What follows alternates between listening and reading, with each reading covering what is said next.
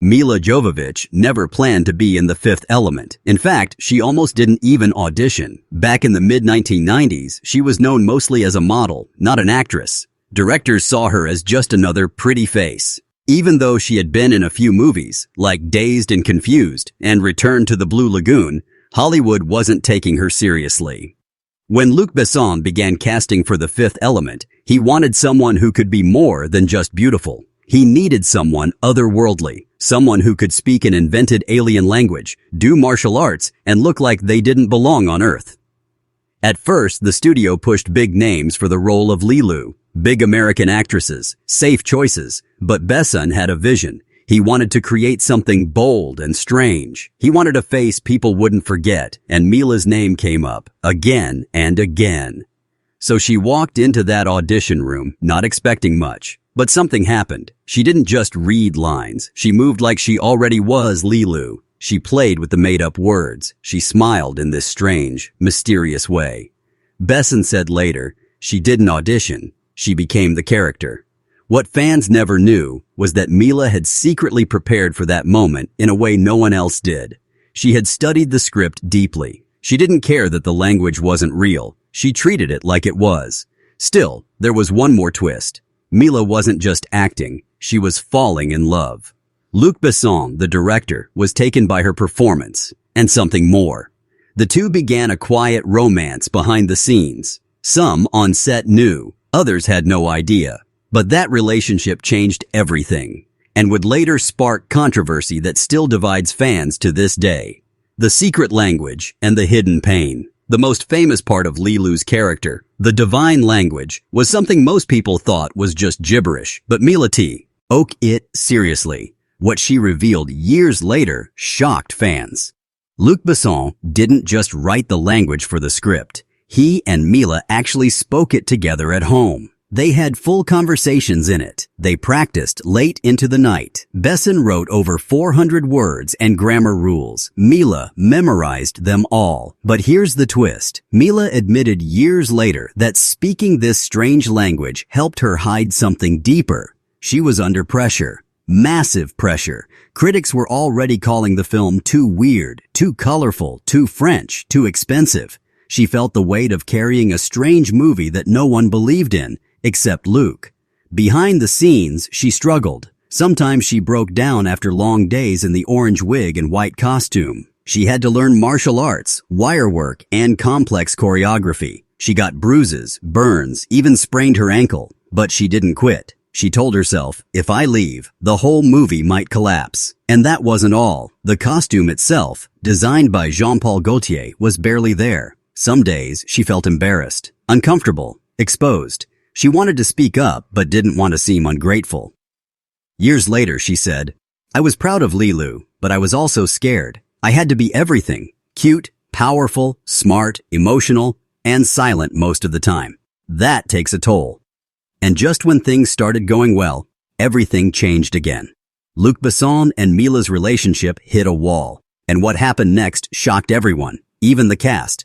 When the director broke her heart, they were still filming when the breakup happened. Milla Jovovich and Luc Besson had gotten married just before shooting began. But the pressure of the film, the long hours, the artistic fights, it all boiled over.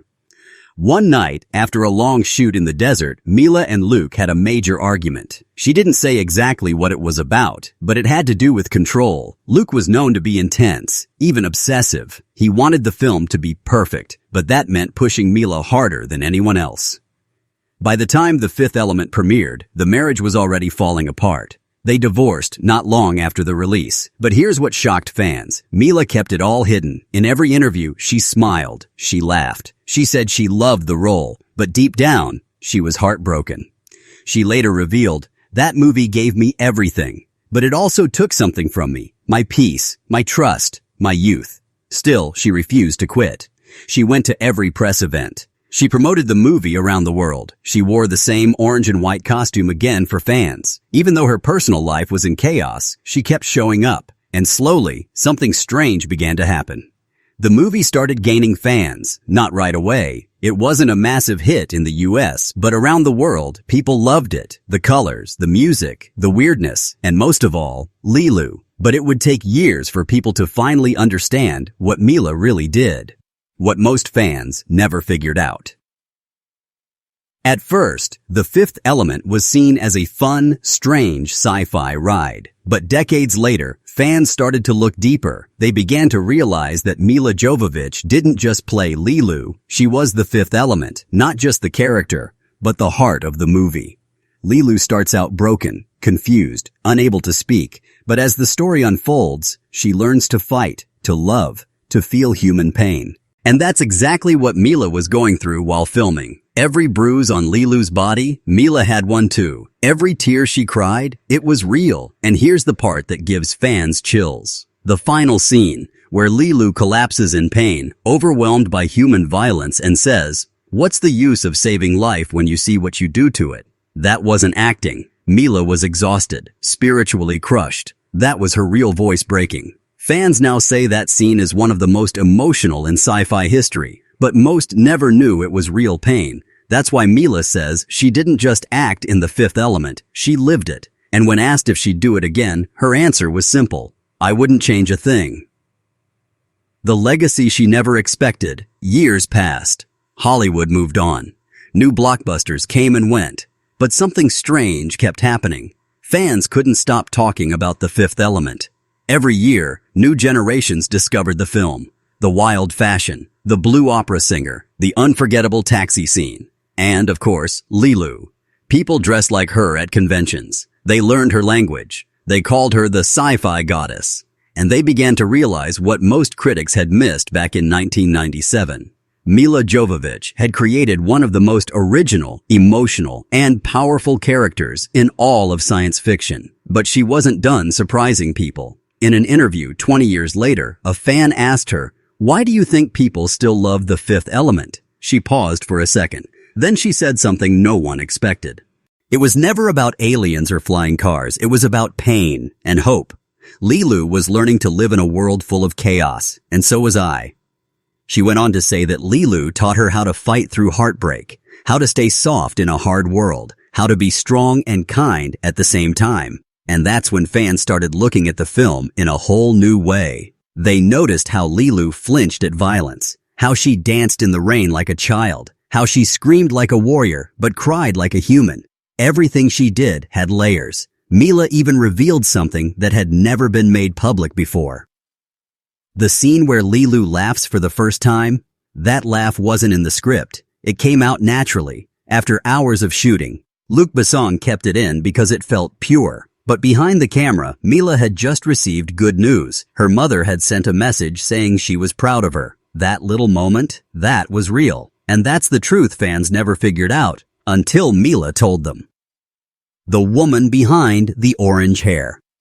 Today, Milla Jovovich is known as an action icon. She became the face of the Resident Evil franchise. She's been in dozens of films. She's proven herself again and again. But no matter what role she plays, fans always come back to one name: Leeloo. At Comic Cons, fans still cry when they meet her.